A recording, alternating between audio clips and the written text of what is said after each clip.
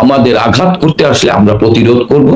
এই প্রতিজ্ঞা নিয়ে আমাদের মাঠে নামতে হবে এবং আমরা একসাথে লড়াই করব, একসাথে বাঁচবো, একসাথে জিতলে একসাথে জিতবো। এবং আমাদের বিশ্বাস, আমাদের নেত্রী শেখ হাসিনা, আল্লাহ তাকে রক্ষা করেছেন। বারবার শেখ হাসিনাকে হত্যা করার চেষ্টা করা হয়েছে, মানুষ বুঝেছেন শেখ হাসিনা ক্ষমতায় থাকলে আমরা ভালো থাকি।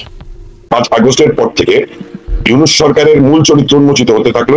৭১কে অস্বীকার করা, মুক্তিযুদ্ধকে অস্বীকার করা, নতুন স্বাধীনতা দিবস খোঁজার চেষ্টা করা, 47 দেশ স্বাধীন হয়েছে, 47-এর পরে 24, এই বয়ানগুলো যখন আসলো তখন বিএনপি কিন্তু জামাতে ইসলামীকে রাজাকারের দল বলেছে এবং ইউনূস সরকারের যারা মূল নিয়ন্ত্রক শক্তি তাদেরকে মুক্তিযুদ্ধের বিরুদ্ধ শক্তি হিসেবে আখ্যায়িত করেছে। কিন্তু তারেক জিয়ার সঙ্গে ইউনূসের বৈঠকের মধ্য দিয়ে মুক্তিযুদ্ধের বিরোধী শক্তিকে সঙ্গে নিয়ে বিএনপির যে রাজনীতি সেটি কিন্তু ফিরিয়ে আনা হলো।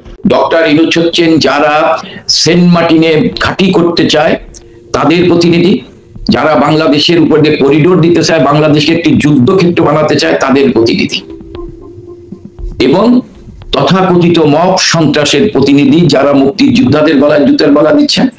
আজকে একটি পত্রিকার অনলাইনে দেখলাম 47% লোক নারী পুরুষ তারা প্রতিদিন অনিশ্চয়তার সংশয়ের মধ্যে দিন কাটাচ্ছেন কখন তাদের উপর হামলা হবে। এখন সমন্বয়করা যা করছে কিংবা এনসিপি নামে যে নতুন রাজনৈতিক দল যেটি হয়েছে সেটি হচ্ছে ইউনূস যা করতে চায় তার জনগণের ভেতর থেকে একটি আওয়াজ তোলা হবে এরকম একটি নাটক তারা সাজায় এবং জনগণ গিয়ে বৈষম্য বিরোধী ছাত্র আন্দোলন নামে জনগণের নামে তারা গিয়ে যমুনার সামনে ইউনূস সরকার সেটি বাস্তবায়ন করে। ধারণা করতে পারি আমরা যেমন আওয়ামী লীগকে নিষিদ্ধ করা হবে তার আগের দিন কিন্তু যমুনায় ঘেরাও করা হলো এবং পরের দিন শুক্রবারে বাদ জুম্মা কর্মসূচি দেওয়া হলো। বাদ জুম্মা কর্মসূচি কারা দেয়? জুম্মার নামাজ পড়তে ধর্মপ্রাণ মুসলমানরা যাবে, সেখানে মৌলবাদী যারা এবং যারা নাকি ইসলাম ধর্মে বিশ্বাস করে না, আসলে মূলত যারা ইসলামকে ব্যবহার করে রাজনৈতিক ব্যবসা করতে চায় তাদের ইসলামিক দলগুলো শুক্রবার দিন কর্মসূচি দেয় এবং সেই শুক্রবার কর্মসূচি দিল এবং এরপর আওয়ামী লীগকে নিষিদ্ধ করা হলো। সুতরাং ধরে নেওয়া যায় যে এই যে চলো চলো ঢাকা চলো জুলাই ঘোষণা দেওয়ার জন্য যে কর্মসূচি দেওয়া হয়েছে ধরে নেওয়া যেতে পারে যে ডক্টর ইউনূস চাচ্ছেন জুলাই ঘোষণা উনি দিতে চান। সেই কারণে আরেকটি ঘটনা যেটি কামাল ভাই বলছিলেন যে গত বছর জুলাই আগস্টে যে ষড়যন্ত্র হয়েছে, আচ্ছা ক্ষমতায় তো বাংলাদেশ আওয়ামী লীগ ছিল, ষড়যন্ত্র আইডেন্টিফাই করতে না পারার ব্যর্থতা আওয়ামী লীগকে তো স্বীকার করতে হবে। সেই যুদ্ধের স্ট্র্যাটেজিটা হচ্ছে এরকম যে কোন শত্রু পরাজিত হবে, আপনি সেই শত্রুর কাছে পরাজিত হবেন যেই শত্রুকে আপনি চিহ্নিত করতে পারেন। তার মানে কি? তার মানে আমাদের দেশের ভেতরে ফুলে ফেঁপে ওঠা মৌলবাদকে কিন্তু আমরা চিহ্নিত করতে পারিনি, অর্থাৎ বাংলাদেশ আওয়ামী লীগ কিন্তু চিহ্নিত করতে পারেনি। সেই শক্তির কাছে কিন্তু 2024-এর জুলাই আগস্টে বাংলাদেশ আওয়ামী লীগের পরাজয় ঘটেছে। বাংলাদেশ আওয়ামী লীগের পরাজয়ের মধ্যে ভেতর দিয়ে বাংলাদেশ পরাজিত হয়েছে, 71 পরাজিত হয়েছে, মুক্তিযুদ্ধ পরাজিত হয়েছে। পুলিশের হত্যাকাণ্ডের সঙ্গে আমরা 25শে মার্চের রাতে রাজারবাগ পুলিশ লাইনে প্রথম আক্রমণ করা হয় কিন্তু পুলিশের উপর, এবং পুলিশই কিন্তু প্রথম প্রতিরোধ করে তোলে। তার মানে 2024-এর জুলাই আগস্টের আন্দোলনে যেই পুলিশ বাংলাদেশকে বাঁচানোর লড়াই করছিল তাদেরকে হত্যা করা হয়েছে, তাদেরকে পেটানো হয়েছে, তাদেরকে আগুন দিয়ে পুড়িয়ে মারা হয়েছে, তাদেরকে জবাই করে মারা হয়েছে এবং পিটিয়ে মেরে লাশ ঝুলিয়ে রাখা হয়েছে। এগুলো সবই 71-এর ঘটনার পুনরাবৃত্তি।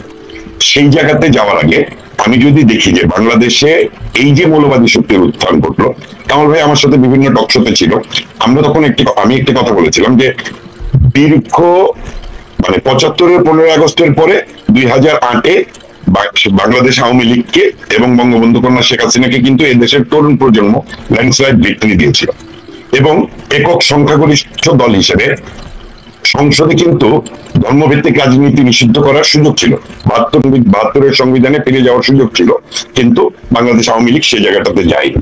বরং ধর্মীয় রাজনৈতিক দলগুলোকে কোনো না কোনো ভাবে আওয়ামী লীগ তাদের ভোট ব্যাংকে ব্যবহার করতে চেয়েছে।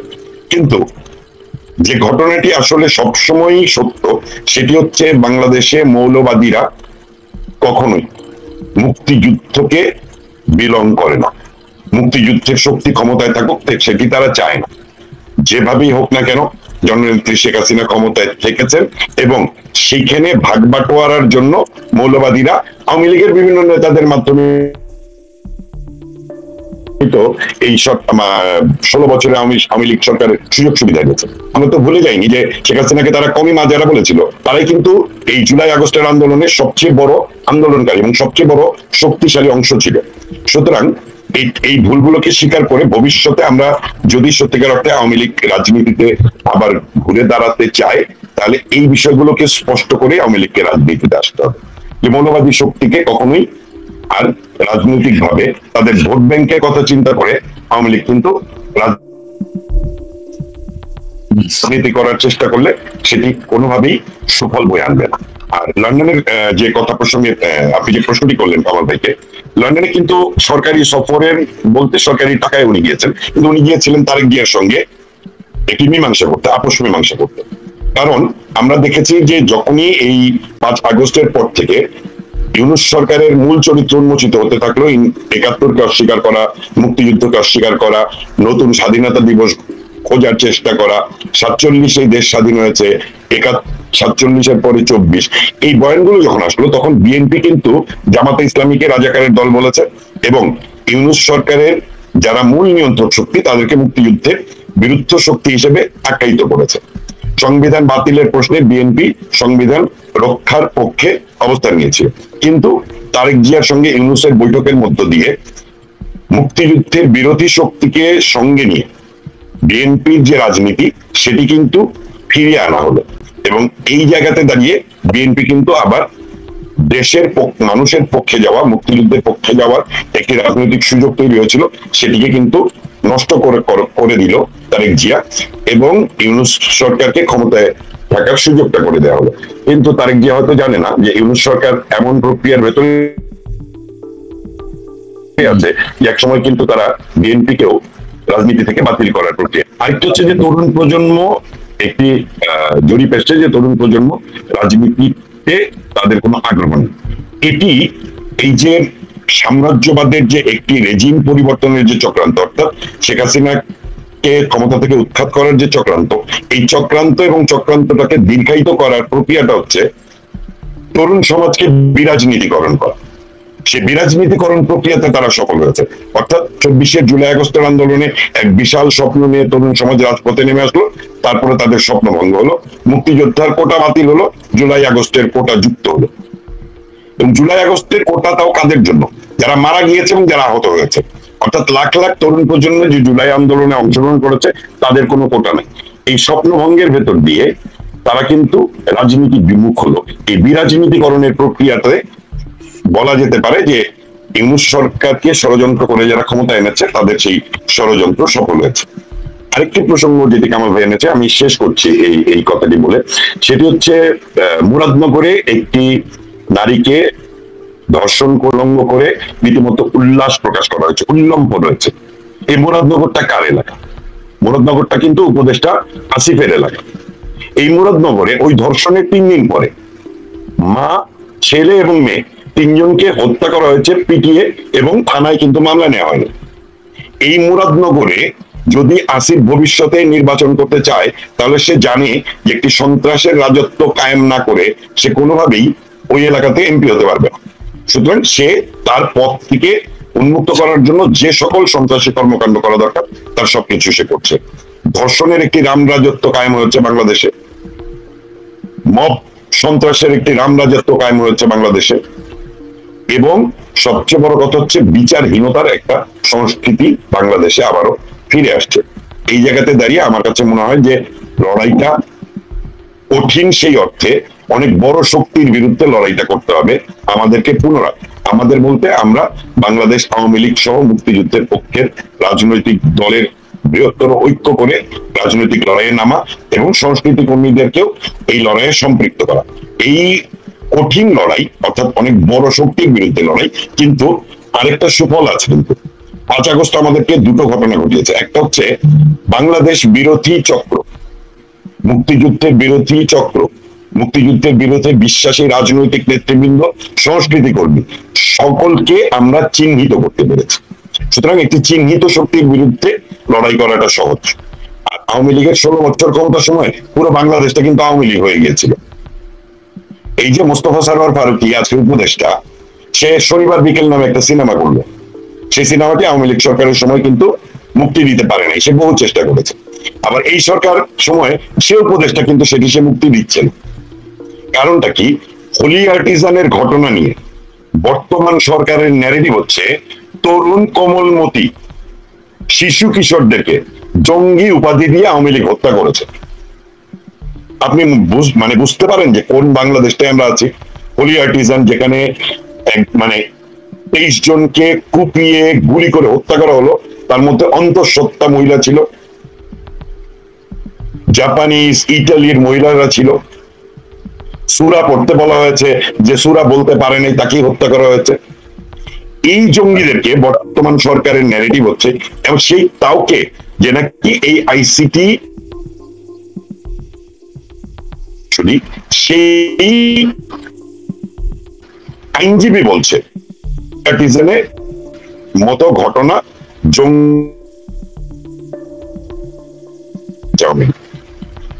রাজাকারদের বিচার আইন মেনে করা হয়নি, এবং রাজাকারকে মুক্তি দিয়ে তার গলায় ফুলের মালা দেওয়া হচ্ছে। ধর্ষককে জেলখানা থেকে ছাড়িয়ে এনে ফুলের মালা দেওয়া হচ্ছে। এবং সবচেয়ে গুরুত্বপূর্ণ কথা হচ্ছে এই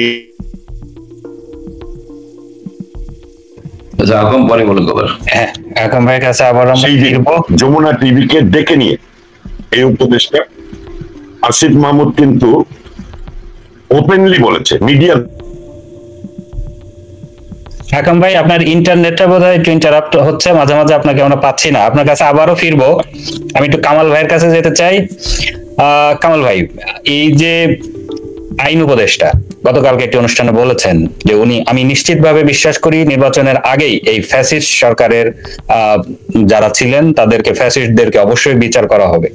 তো এই যে তারা বিচার করছে, অনেকেই মনে করছেন যে আওয়ামী লীগ সভাপতি সহ আপনারা কেন্দ্রীয় নেতারা যারা আছেন, অনেকের নামে গণহত্যা ট্রাইব্যুনালে বিচার হবে, গণহত্যার দায়ে আপনাদেরকে অভিযুক্ত করা হচ্ছে, তো হয়তো সাজাও হয়ে যেতে পারে। তো এই যে এমনিতেই তো আওয়ামী লীগের কেন্দ্রীয় নেতারা রাস্তায় নামতে পারছেন না, তাদের বিরুদ্ধে অনেক মামলা আছে, নিরাপত্তার ঝুঁকি আছে, ফলে তারা রাস্তায় নামতে পারছেন না। তো এইভাবে যদি নির্বাচনের আগে বিচার নিশ্চিত করে আপনাদেরকে কোনো সাজা হয়ে যায়, যেহেতু তারা বলছেই যে আপনারা খুনি, তো সেক্ষেত্রে আসলে আওয়ামী লীগের রাজনীতিতে ফের প্রকাশ্য রাজনীতিতে আপনাদেরকে আমরা বাংলাদেশ আর দেখতে পাবে কিনা, এরকম একটি শঙ্কার কথা অনেকে বলছেন। দেখেন, আপনি যেটা বলেছেন এই বিচার তো কি হবে এটা গোটা জাতি ফেলেছে। ডক্টর ইউনূস যে অসাংবিধানিক ভাবে সংবিধানকে পায়ের তলায় পিষ্ট করে বিদেশিদের কেড়ানক হিসেবে আজকে ক্ষমতা নিয়ে, তার মূল লক্ষ্য কি? মূল লক্ষ্য হচ্ছে আওয়ামী লীগকে নিশ্চিহ্ন করা। মূল লক্ষ্য হচ্ছে বঙ্গবন্ধু তনয় শেখ হাসিনাকে হত্যা করা বা মেরে ফেলা। মেরে ফেলতে না পারলে, আল্লাহর রহমতে পারে নেই মেরে ফেলতে, 2024-এর 5 আগস্ট আল্লাহ রক্ষা করেছেন, তাকে রাজনৈতিকভাবে হত্যা করা, মিথ্যা অপপ্রচার করা, ষড়যন্ত্র করা। আজকে যে মামলাগুলো তাকে দিয়েছেন সবগুলো মিথ্যা, কোনো ভিত্তি নাই। কোর্ট তাদের, চিফ প্রসিকিউটর তাদের, আইনজীবীরা তাদের, এখানে নাটক হচ্ছে। 6 মাসের জেল দিয়েছে মিথ্যা তথ্যের উপর দাঁড়িয়ে।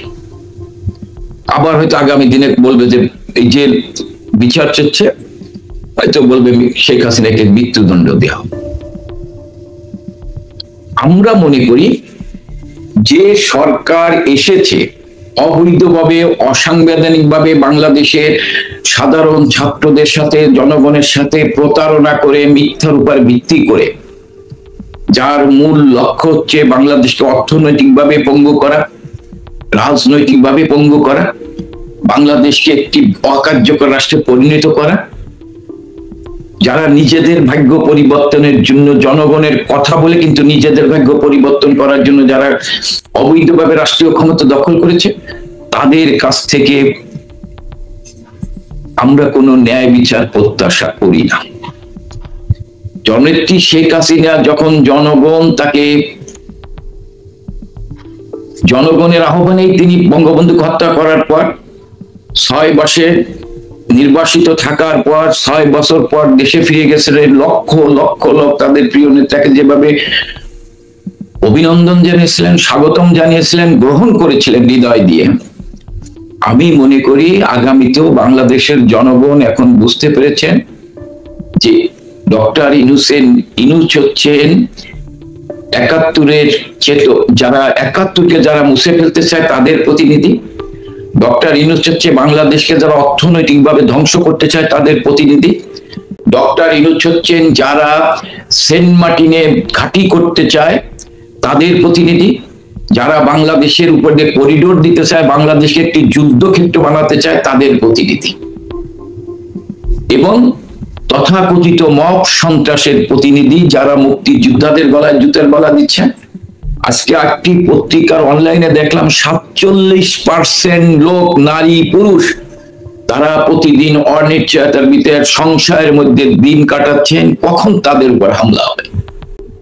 সেই গোষ্ঠীর প্রতিনিধি হচ্ছেন ডক্টর ইউনূস। তার কাছে এটা প্রত্যাশা করা, আমরা প্রত্যাশা করি না যে ন্যায় বিচার হবে। তো সেই ক্ষেত্রে কি বিচার হবে যে জনগণই সেদিন প্রতিরোধ করবে। আমি একটা কথা বলি, আহকামুল্লাহ যে কথাগুলো বলেছেন, হ্যাঁ, আমরা 15 বছর একটানা বঙ্গবন্ধু তার জননেত্রী শেখ হাসিনা সরকার প্রধান হিসেবে দেশ পরিচালনা করেছেন। একমাত্র নির্বাচন ছাড়া সব বিষয়ে উনি শতভাগ সফলতা অর্জন করছেন। উনি বাংলাদেশকে 15 বছর একটানা 15 বছর সরকার প্রধান থাকা অবস্থায় বাংলাদেশকে যে জায়গায় নিয়ে গিয়েছেন, বাংলাদেশকে অনন্য উচ্চতায় নিয়ে গেছেন। বঙ্গবন্ধু হত্যা করার পর এই পর্যন্ত যারা আওয়ামী লীগ বাদে যারা ক্ষমতায় ছিল তারা বাংলাদেশকে পিছিয়ে দিয়েছেন।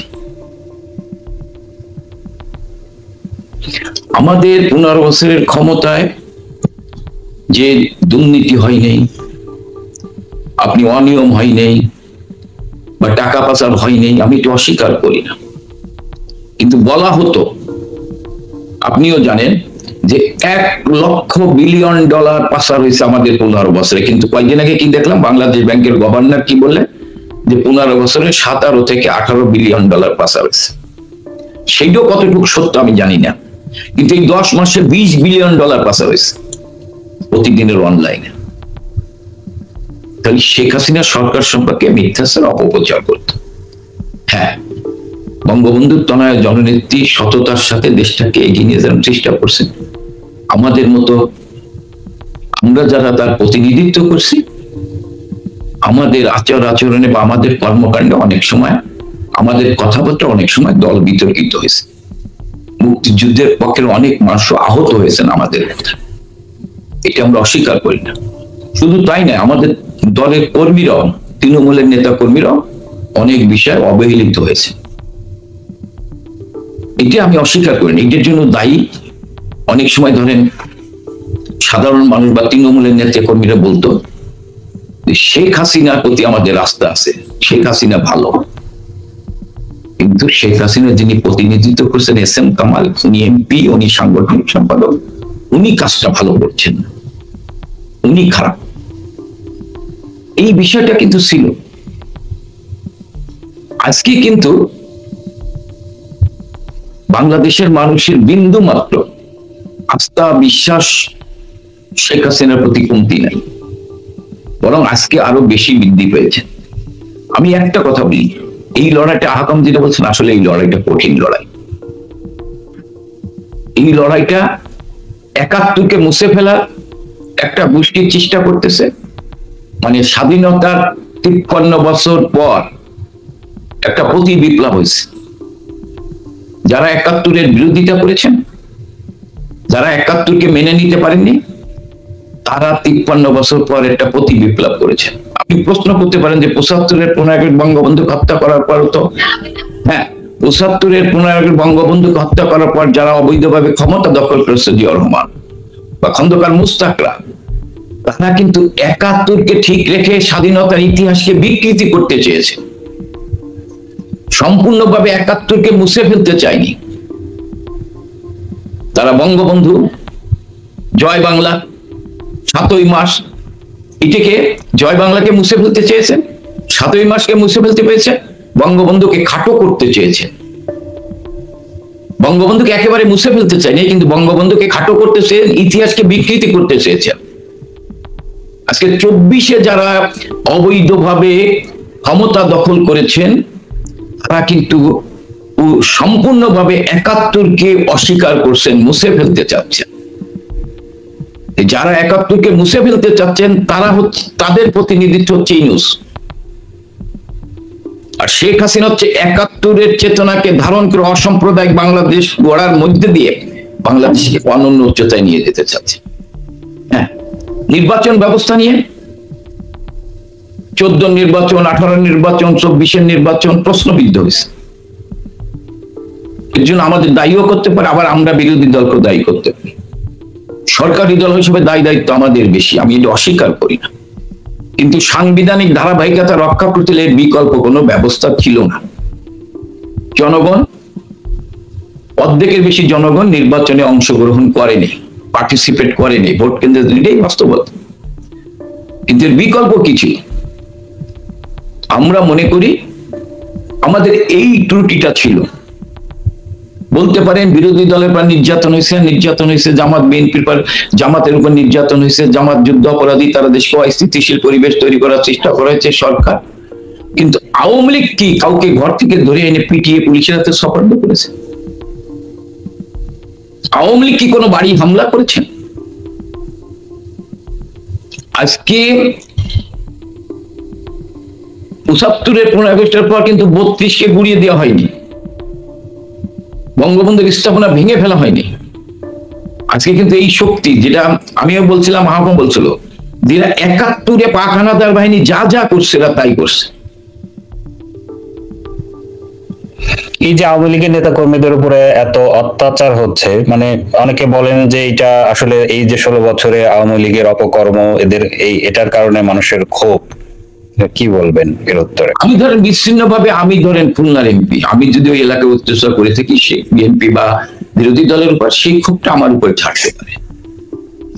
কিন্তু সংখ্যালঘু সম্প্রদায়, একজন ক্ষুদে ব্যবসায়ী, একজন সাধারণ মানুষ, আপনার কি কয় মাজারগুলো,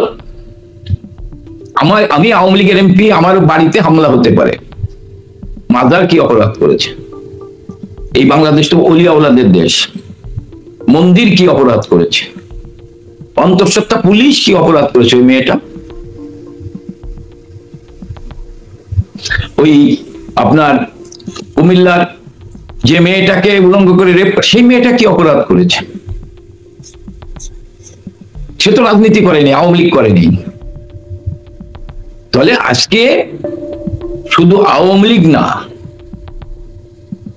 আমাদের আমলে তো কই, আমরা একজন বিএনপির সমর্থক, হ্যাঁ, ২-১ জায়গাতে ঘটেনি, আমি অস্বীকার করি না। ঢালাও ভাবে তো বিএনপির কোন নেতার বাড়িতে হামলা হয়নি।